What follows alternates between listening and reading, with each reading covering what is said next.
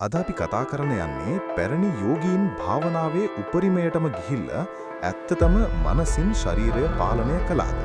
බුදුන් වහන්සේ දේශනා කළ ගැඹුරු ඉගැන්වීම් වල මේ ගැන මොනවාද කියුවේ? ඒ වගේම නූතන ඇමරිකානු පර්යේෂකයන් අත්හදා බලලා හොයාගත්තේ මොනවාද කියන කාරණා ගැන.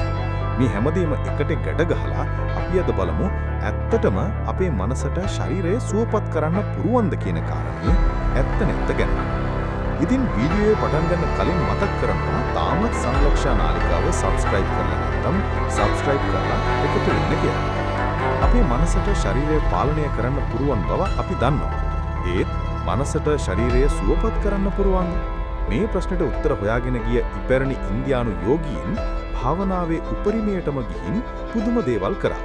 තමන්ගේ හෘද ස්පන්දනය පවා තමන්ට අවශ්‍ය විදිහට පාලනය කරමින් අධික ශීතලට ඔරොත්තු දෙමින් තුවාල ඉක්මනින් සුවපත් කරගනිමින් යාලා ලෝකෙට පෙන්නුවේ මනස කියන්නේ ශරීරය කියන යන්ත්‍රය පදවන රියදුරා විතරක් නෙවෙයි.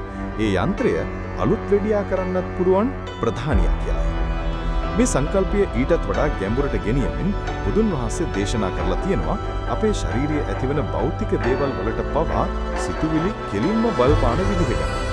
උන්වහන්සේගේ ගැඹුරුම දේශනාවක් වන ප ဋ ාණ ප්‍රකරණයේදී කියවෙනවා චිත්තජ රූප ගැන. ඒ කියන්නේ සිත කියන ශක්තිය නිසාම ශරීරය තුළ භෞතික රූප කලාප එමත් නැත්නම් පදාර්ථයන් ඇතිවෙන බව. සරලවම කිව්වොත් ඔබේ හැම සිතුවිල්ලක්ම ඔබේ ශරීරයේ ඇතුලේ යම් භෞතික මුද්‍රාවක් තබනවා. ඒත් මේ පුරාණ ඉගැන්වීම් නිකම්ම විශ්වාසයන් විතරද? නැත්නම් නූතන විද්‍යාව මේක ඔප්පු කරලා තියෙනවද? පිළිතුර තමයි ඔව්. 2002 අවුරුද්දේ ඇමරිකාවේදී ලෝකයේම කතාබහට ලක්වුණු පර්යේෂණයක් සිද්ධ වෙනවා. දරුණු දනහිස් ආබාධයකින් පෙළුණු රෝගීන් පිරිසක් අරගෙන යාළුව කණ්ඩායම් තුනකට බෙදනවා. පළවෙනි කණ්ඩායමට දනහිසේ අක්‍රිය වෙච්ච කොටස් ඉවත් කරන නියම සැත්කම කළා. දෙවෙනි කණ්ඩායමට දනහිස නිකම්ම සේලයින් දියරෙන් සේදුවා. ඒ තුන්වෙනි කණ්ඩායමට කරපු දේ තමයි මේ කතාවේ ඇඟ කිලිපොලා යන්නම හරිය. යාළුව නිර්වින්දනය කරලා දනහිසේ සම කපඩා කිසිම දෙයක් නොකර ආපහු මැහුවා. ඒ කියන්නේ සම්පූර්ණ බොරු සැත්කමක්. මාස කිහිපයකට පස්සේ ප්‍රතිඵල එනකොට විද්‍යාඥයන් පවා පුදුම වුණා. ප්‍රතිඵලය ඇදහි නොවැකි දෙයක් වුණා. කණ්ඩායම් තුනම රෝගීන්ගේ වේදනාව එක හා සමානව අඩු වෙලා තිබුණා.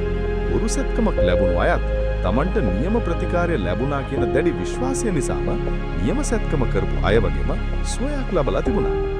මේ පුදුම සහගත සංසිද්ධියට තමයි ප්ලෙසිබෝ ඉෆෙක්ට් එමත් නැත්නම් බලාපොරොත්තුවේ බලය කියලා කියන්නේ. ඔබ යමක් සුව වෙනවා කියලා දැඩි විශ්වාස කරනකොට ඔබේ මොළය වේදනාවට එරෙහිව සකන් කරන ස්වභාවික රසායනික ද්‍රව්‍ය ශරීරය තුල නිපදවනවා.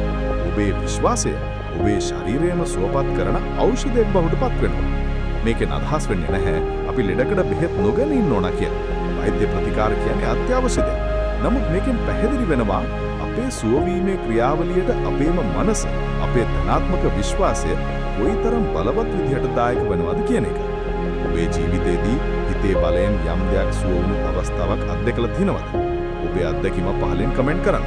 මේ වීඩියෝ වටිනවා කියලා හිතනවා නම් ලයික් එකක් දාලා යාළුවන්ටත් බලන්න ෂෙයාර් කරන්න. අපේ නාලිකාවත් එක්ක දිගටම එකතු වෙලා ඉන්න. ඔබ සමට සුබ දවසක් වේවා.